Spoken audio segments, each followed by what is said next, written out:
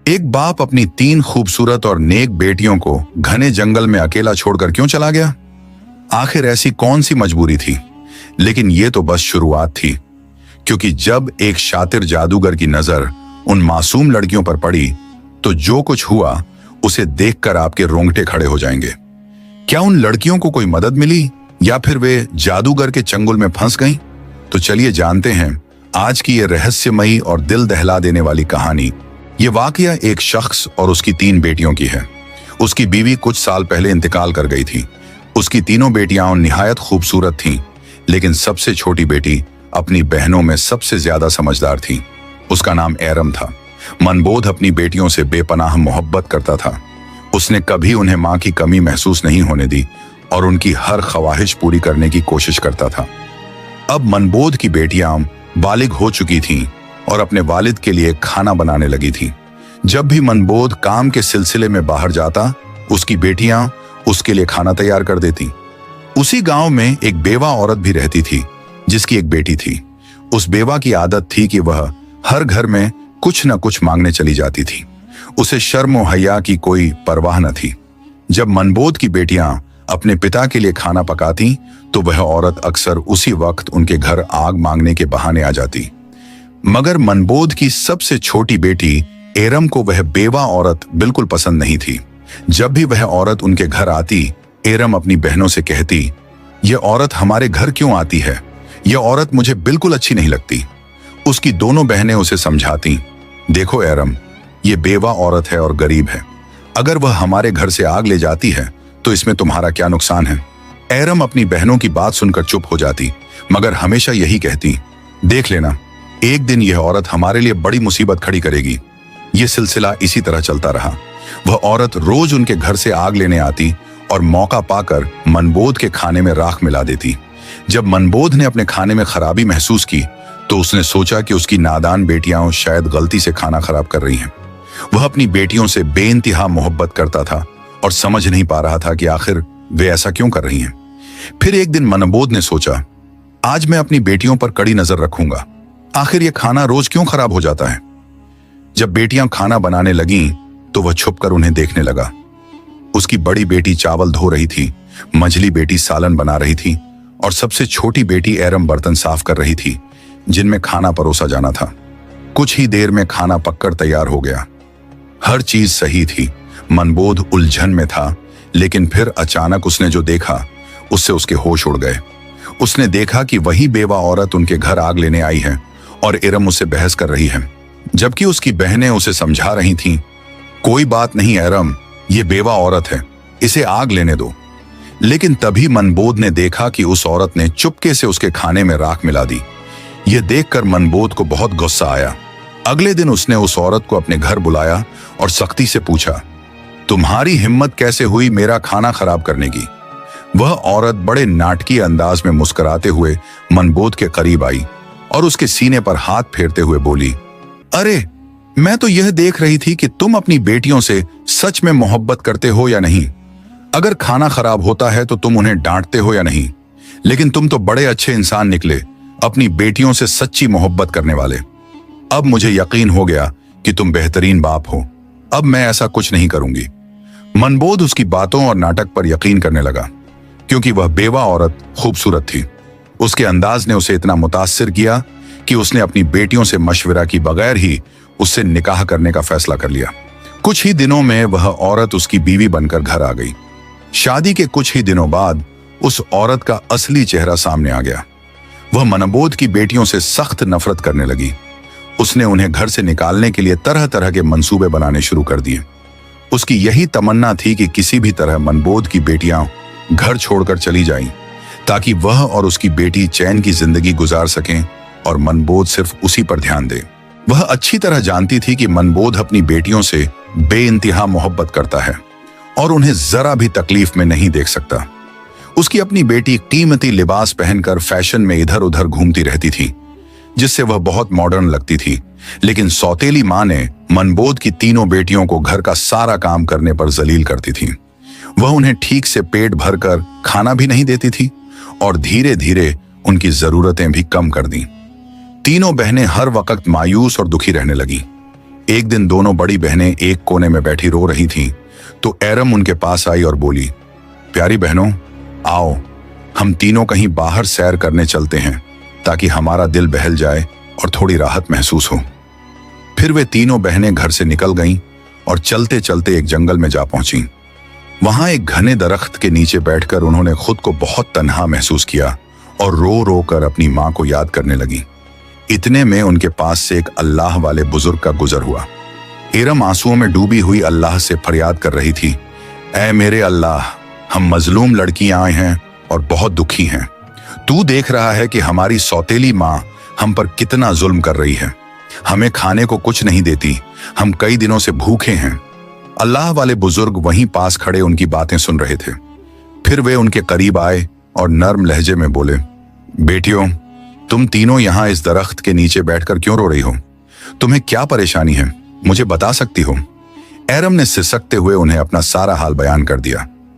बुजुर्ग यह सुनकर बहुत अफसोस करने लगे और बोले, बेटी, यहां से थोड़ी दूरी पर मेरी एक झोपड़ी है जहां मैं इबादत करता हूं। मेरी झोपड़ी के बाहर एक अनार का दरख्त है जिस पर पके हुए मीठे अनार लगे हैं। तुम वहां जाओ और जितने चाहो अनार तोड़कर खा लो। ये सुनकर तीनों बहनों के चेहरे पर मुस्कान आ गई। वे झोपड़ी की तरफ भागी और देखा कि दरख्त पर बड़े ही खूबसूरत लाल लाल और रसीले अनार लगे हैं। तीनों ने खूब सारा अनार तोड़ा और बैठकर मजे से खाने लगी। जब उनका पेट भर गया तो उन्होंने बुजुर्ग का शुक्रिया अदा किया और सलाम करके घर लौट आईं। इसके बाद जब भी उनकी सौतेली माँ उन्हें खाने से महरूम रखती तो वे जंगल चली जाती और उन्हीं अनारों से अपना पेट भर लेती। धीरे धीरे उन्होंने अपनी माँ के दिए हुए रूखे सूखे खाने को छोड़ दिया। अब सौतेली माँ सोचने लगी, मैं इन लड़कियों को खाना नहीं देती, इनसे इतना काम करवाती हूं, फिर भी इनके चेहरे पर अजीब सी चमक है। इनमें से कोई बीमार भी नहीं पड़ती, बल्कि इनकी खूबसूरती दिन ब दिन बढ़ती जा रही है। और मेरी अपनी बेटी, जिसे मैं बढ़िया खाना खिलाती हूं, वह उनके मुकाबले में बदसूरत लगती है। दूसरे दिन जब वे लड़कियां जंगल की तरफ अनार खाने गईं, तो सौतेली माँ ने अपनी बेटी को उनका पीछा करने के लिए भेज दिया। जब वे तीनों बहनें अनार तोड़कर खा रही थीं, तो एरम की नजर अपनी सौतेली बहन पर पड़ गई। उसने घबराकर अपनी बहनों से कहा, देखो, ये लड़की हमारा पीछा कर रही है, हमें इससे सावधान रहना होगा।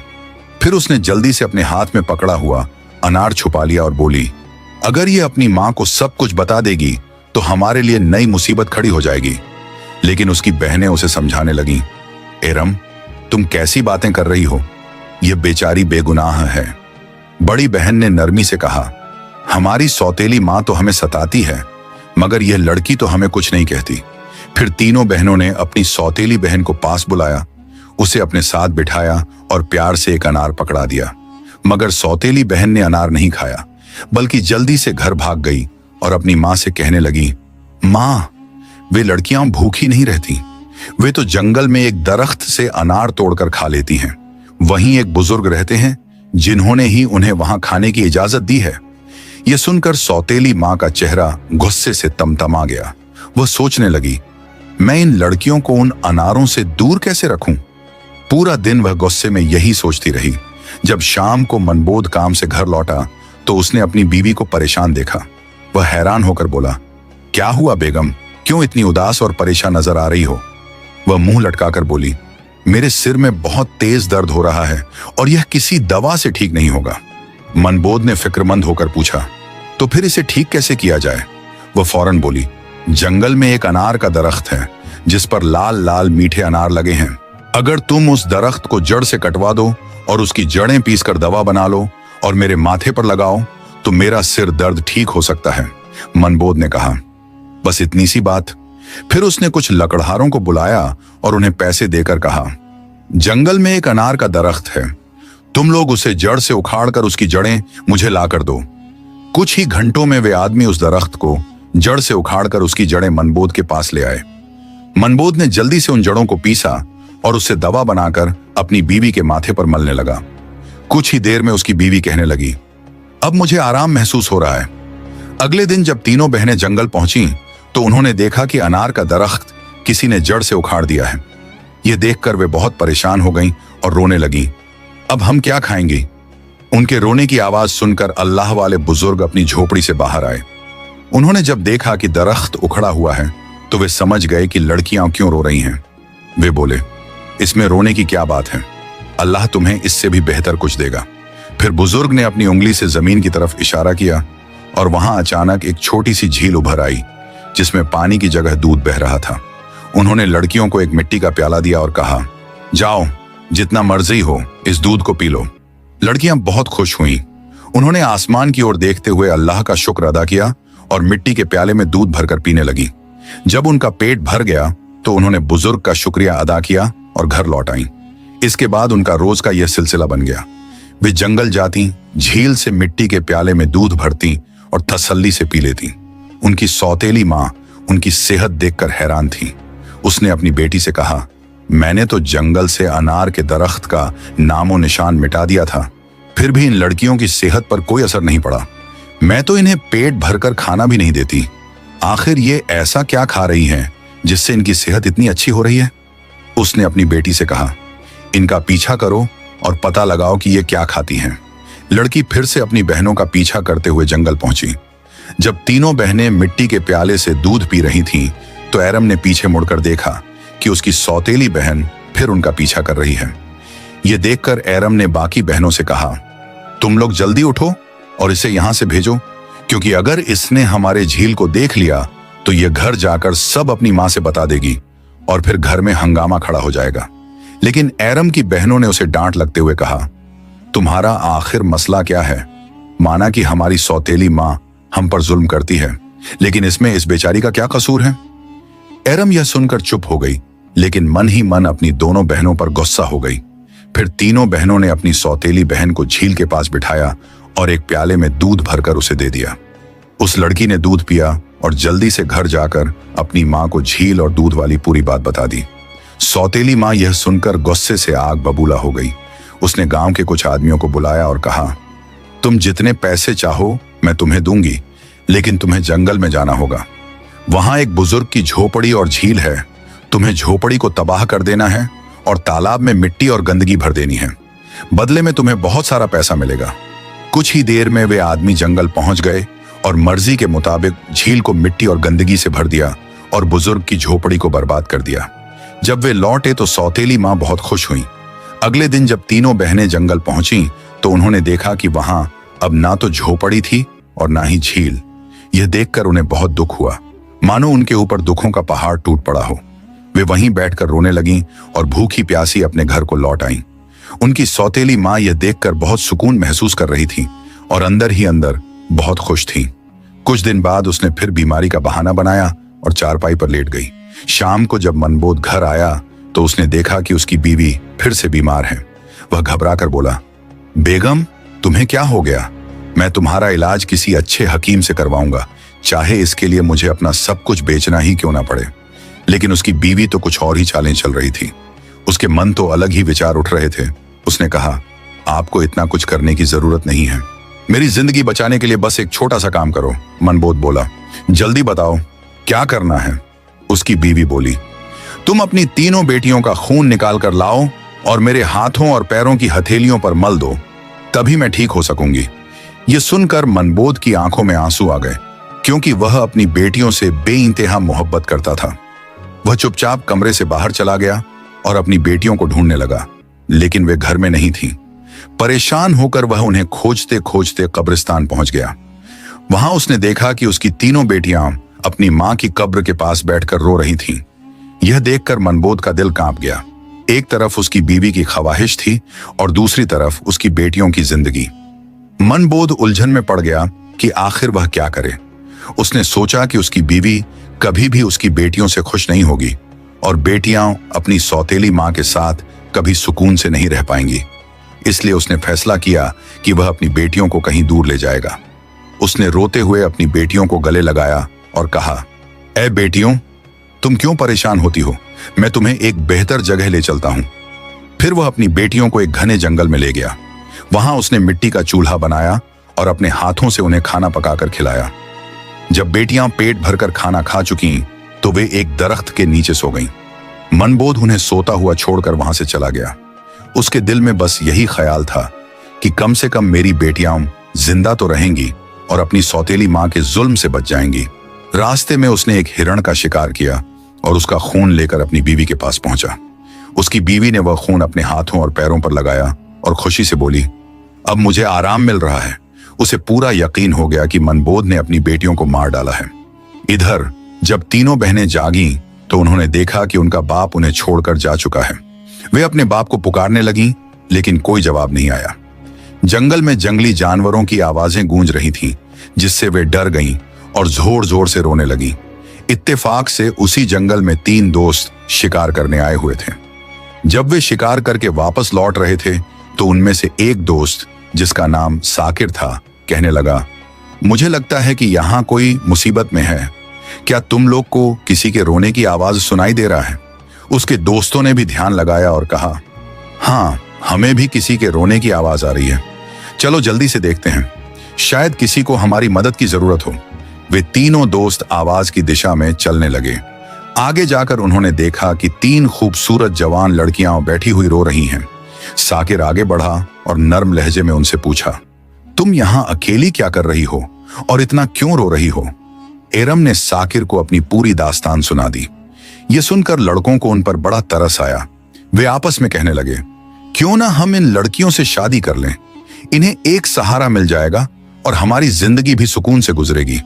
और फिर इतनी खूबसूरत लड़कियां हमें तलाशने से भी नहीं मिलेंगी। फिर उन तीनों दोस्तों ने उन तीनों बहनों से शादी कर ली। एरम की शादी साकिर के साथ हो गई। इत्तेफाक से उन तीनों दोस्तों के घर पास पास थे। तीनों बहनें खुशी खुशी अपने अपने घरों में रहने लगीं। 1 साल बाद एरम के घर में बेटे की पैदाइश हुई। यह देखकर साकिर के दोस्त और एरम की बहनें बहुत खुश हुईं। धीरे धीरे एरम का बेटा 1 साल का हो गया था। एक दिन साकिर ने अपने दोस्तों से कहा, मेरा आज फिर जंगल में शिकार करने का मन कर रहा है, चलो शिकार पर चलते हैं। लेकिन उसके दोस्तों ने इनकार कर दिया और कहा, हमें तो किसी जरूरी काम से जाना है भाई, हम तुम्हारे साथ जंगल नहीं जा सकते। साकिर ने एरम से इजाजत ली और अकेला ही जंगल में शिकार के लिए निकल पड़ा। लेकिन इसके बाद कई दिन गुजर गए और साकिर घर वापस नहीं आया। एरम बहुत परेशान हो गई। उसकी बहनें भी उसकी चिंता देखकर बेचैन हो गईं। एरम के जीजा यानी साकिर के दोस्तों ने उसे तसल्ली दी और कहा, तुम फिक्र मत करो, हम साकिर को ढूंढकर जरूर वापस लाएंगे। लेकिन किस्मत को कुछ और ही मंजूर था। साकिर के दोस्त भी उसे ढूंढने जंगल गए, लेकिन वे भी वापस नहीं लौटे। अब तीनों बहनों पर एक बार फिर से गम का पहाड़ टूट पड़ा। एक दिन एरम अपने बेटे को सुला रही थी कि तभी दरवाजे पर दस्तक हुई। एरम ने जल्दी से जाकर दरवाजा खोला और देखा कि एक बुजुर्ग फकीर, जिसने काले रंग के कपड़े पहने हुए हैं, दरवाजे पर खड़ा था। वह फकीर घर के अंदर आने के लिए कह रहा था। एरम ने संकोच करते हुए कहा, बाबा, मेरा शौहर घर पर नहीं है, मैं आपको घर में दाखिल होने की इजाजत नहीं दे सकती। जब मेरा शौहर लौटेगा तब आप आ जाना। फकीर बोला, बेटी, मुझे बहुत भूख लगी है, एक भूखे को खाना खिलाने में क्या हर्ज है?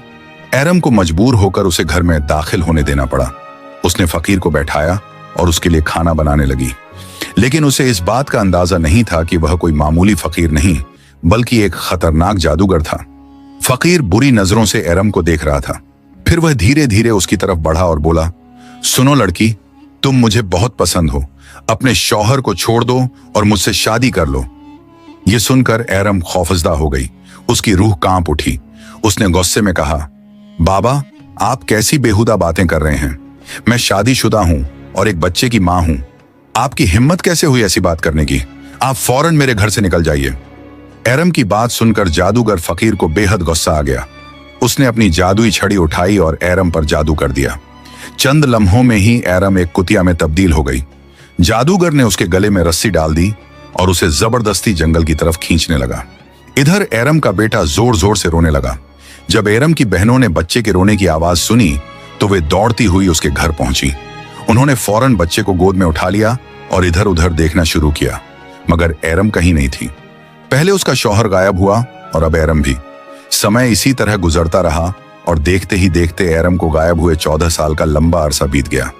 इस दौरान उसकी बहनों ने मिलकर उसके बेटे की परवरिश की। एक दिन उसकी खालाओं ने उसे उसकी मां के बारे में सारी हकीकत बता दी। ये सुनकर वह परेशान हो गया और बोला, खाला, आज मैं अपनी माँ बाप को जरूर ढूंढने जाऊंगा। खालाओं ने उसे समझाने की कोशिश की, बेटा, जो होना था वो हो चुका।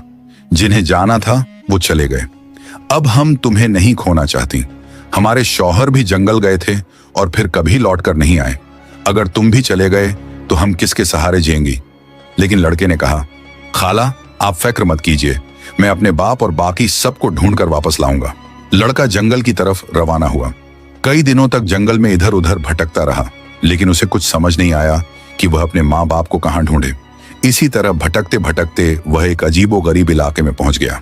वह इलाका पूरी तरह पत्थरों से ढका हुआ था। वहां उसने पत्थर की इमारतें देखी और एक छोटा सा खूबसूरत पत्थर का घर भी नजर आया। लड़का उस घर को गौर से देख ही रहा था कि तभी अंदर से एक बुजुर्ग बाहर आए और बोले, बेटा तुम यहाँ नए लगते हो, तुम्हें इस खतरनाक इलाके में आने की क्या जरूरत पड़ी? लड़के ने जवाब दिया, बाबा मैं अपने माँ बाप और ताया जी को ढूंढते ढूंढते यहां तक आया हूं। मेरी माँ को एक जादूगर ने कुतिया बनाकर अपने साथ ले गया था। अल्लाह वाले बुजुर्ग बोले, बेटा यह इलाका एक बहुत बड़े जादूगर का है, वह बहुत ताकतवर है। जो भी उससे दुश्मनी मोल लेता है वह उसे पत्थर का बना देता है। ये जो तुम अपने इर्द गिर्द पत्थर देख रहे हो ये सब कभी इंसान थे। उन्होंने आगे बताया, कुछ साल पहले यहां एक नौजवान आया था, फिर उसके बाद 2 और आए। जादूगर ने उन्हें पेड़ और पत्थर में बदल दिया और उसने एक नेक पाकीज़ा लड़की को भी कैद कर रखा है। वह जादूगर उससे शादी करना चाहता है मगर वह किसी भी तरह राजी नहीं होती। बुजुर्ग की बातें सुनकर लड़के के दिल की धड़कन तेज हो गई। उसने सोचा, यकीनन यह लड़की मेरी माँ है और ये पत्थर के बने लोग मेरे ही खानदान के लोग हैं। आखिरकार मैंने अपने अपनों को ढूंढ ही लिया। इसके बाद लड़के ने बुजुर्ग को अपनी पूरी दास्तान सुनाई और बोला, बाबा जी मुझे इस जादूगर से टकराने का कोई तरीका बताइए, मैं इन्हें छुड़ाने के लिए ही यहां आया हूं। बुजुर्ग मुस्कुराए और बोले, बेटा अल्लाह हमेशा नेक दिल इंसानों की मदद करता है, तुम्हें हिम्मत नहीं हारनी चाहिए। ये वही बुजुर्ग थे जिनकी झोपड़ी कभी एरम की सौतेली मां ने जला दी थी। मजबूरी में उन्होंने इस खतरनाक इलाके में पनाह ले ली थी। बुजुर्ग ने लड़के से वादा किया, मैं तुम्हारा साथ जरूर दूंगा।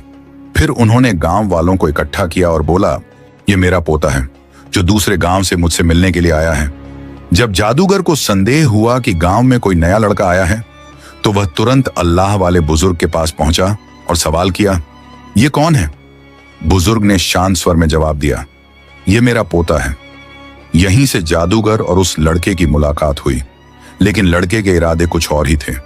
वह अपनी असली पहचान छिपाकर जादूगर से मिलने लगा। जादूगर ने लड़के को गौर से देखा और मुस्कुराकर कहा, तुम बहुत समझदार लगते हो, ठीक अपने दादा की तरह नेक और मासूम। कल तुम्हें मेरा एक काम करना होगा। मैं तुम्हें एक खास इमारत में भेजूंगा जहां तुम्हें एक लड़की तक मेरा संदेश पहुंचाना है। मैं उससे शादी करना चाहता हूं। क्या पता तुम्हारी मासूमियत देखकर वो मुझसे शादी के लिए राजी हो जाए। लड़का भीतर तक सिहर उठा। वह जान गया कि वह अपनी ही मां ही से मिलने जा रहा था। उसकी आंखों में खुशी की चमक थी, लेकिन उसने खुद को संभाल लिया। उसने मन ही मन फैसला किया कि वह अपनी मां के लिए एक गुलदस्ता लेकर जाएगा। सालों पहले उसके पिता सकीर ने उसकी मां एरम को एक अंगूठी दी थी जिस पर उनका नाम खुदा हुआ था। वही अंगूठी बाद में एरम ने अपने बेटे को पहना दी। अब वह लड़का उसी अंगूठी को पहने हुए था, एक गुमशुदा पहचान जो अब मिलने वाली थी। बुजुर्ग ने लड़के को सलाह दी, अपनी अंगूठी को फूलों के गुलदस्ते में छिपा दो। जब तुम्हारी मां इसे देखेगी तो वह तुरंत तुम्हें पहचान लेगी। लेकिन याद रखना, यह आसान नहीं होगा। जादूगर ने एरम पर खड़ी निगरानी रखी है। जादूगर को लड़के पर कोई शक नहीं हुआ और फिर रोजाना उसे एरम के पास गुलदस्ता भेजने की अनुमति दे दी। लेकिन एरम एक बंद कमरे में कैद थी और वहां एक दासी हर समय उसकी निगरानी करती थी। फिर एक दिन मौका मिल गया। कमरे में सिर्फ एरम थी। लड़के ने बिना वक्त गंवाए अंगूठी उतारी और उसे फूलों के गुलदस्ते में छुपाकर धीरे से उसकी तरफ बढ़ा दिया। झन अंगूठी हल्की सी टकराई और एरम ने चौंक कर गुलदस्ता उठाया। उसकी नजरें उन फूलों के बीच छिपी हुई अंगूठी पर पड़ी। यह वही अंगूठी है। एरम के हाथ कांप उठे। उसकी नजरें लड़के की ओर गईं। दोनों की आंखें मिली। सब कुछ साफ हो गया। यह उसका अपना बेटा था, लेकिन अभी उनकी परीक्षा खत्म नहीं हुई थी। मां बेटे को आजाद होने के लिए जादूगर को हराना था। एरम ने जादूगर से विवाह के लिए हामी भर दी और उसकी ताकत का रहस्य जानने की कोशिश की। मेरी जान एक तोते में कैद है, जादूगर ने गर्व से बताया। वह तोता एक पिंजरे में बंद है जो एक घने जंगल में सख्त पहरे में रखा गया है। एरम ने यह राज अपने बेटे को बताया, लेकिन उसे जाने से मना किया। यह बहुत खतरनाक है, लेकिन लड़का ठान चुका था। मां, मैं लौट कर आऊंगा तुम्हें आजाद कराने के लिए। फिर शुरू हुआ सफर। कई दिनों की मशक्कत के बाद वह जंगल में पहुंचा। पहरेदारों से बचते हुए आखिरकार उसने मौका पाकर पिंजरा खोल लिया और तोते को पकड़ लिया। और अब खेल खत्म। जादूगर लड़के के सामने घुटनों के बल गिर पड़ा। मुझ पर रहम करो, मेरा तोता लौटा दो। लड़के ने चालाकी से कहा, पहले सभी कैदियों को आजाद करो। डर के मारे जादूगर ने सभी कैदियों को रिहा कर दिया। जैसे ही आखिरी कैदी बाहर निकला, लड़के ने बिना देर किए तोते के पंख खींचे। नहीं, जादूगर चीख उठा। फिर अंतिम वार। लड़के ने तोते की गर्दन मरोड़ दी और जादूगर वहीं खत्म हो गया। अब सब आजाद थे। लड़का अपनी मां, पिता और बाकी सभी के साथ अल्लाह वाले के पास पहुंचा। सबने उनका शुक्रिया अदा किया और फिर अपने घर लौट गए। अच्छाई की जीत हुई और बिछड़े परिवार फिर से मिल गए। प्यारे दोस्तों, उम्मीद करता हूं आपको ये कहानी पसंद आई होंगी। अगर कहानी अच्छी लगी तो वीडियो को लाइक और चैनल को सब्सक्राइब जरूर कीजिए। अल्लाह हाफिजा।